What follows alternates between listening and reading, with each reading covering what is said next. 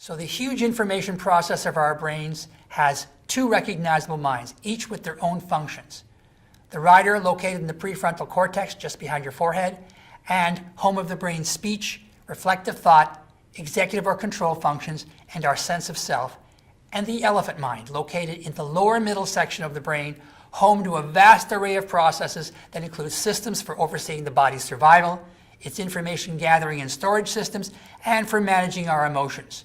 It provides the emotional energy, the motivation, for doing our work. This is the basis for the engagement measured by the Gallup studies that we reviewed.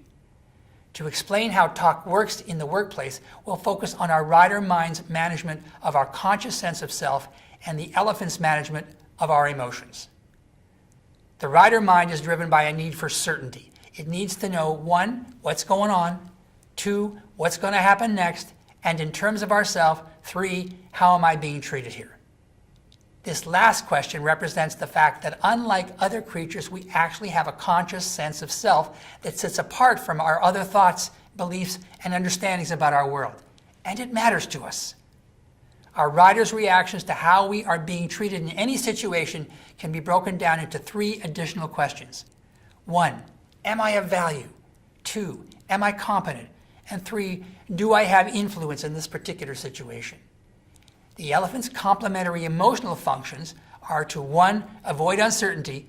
We're deeply wired to fear it. And 2, to instantly read others' emotional states in order to avoid any threat to our conscious sense of self. The 3 questions I just mentioned. The elephant is automatically rewarded by certainty, compliments, choice, and consideration from other people. The avalanche of information it constantly provides the rider mind in any situation is shaped to allow the rider to respond in ways that his 3 questions are answered positively.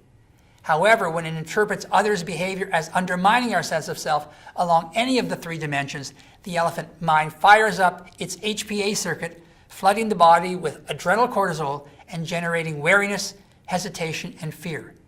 This is intended to make the rider notice the threat and compel us to emotionally disengage from the moment.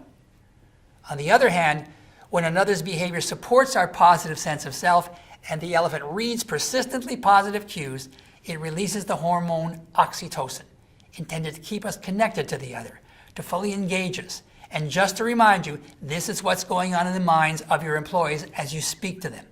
Are you speaking and acting in a way that emotionally engages or disengages them? In the next video, I will review some of the key research findings that clarify the functions of our 2 minds.